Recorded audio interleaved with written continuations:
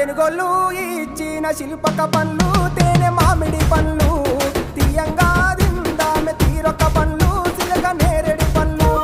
కాబోళ్ళు ఇచ్చిన మక్క కంకులు అవి పాల కంకులు కాల్చుకొని తిందాము కందికాయలు పచ్చి పల్లికాయలు గుజారి గుజారి మామిళ్ళ కిందో నల్ల మామిళ్ళ కింద కుసుమరోళ్ళేసిన కుందన బొమ్మ అది కుందన బొమ్మ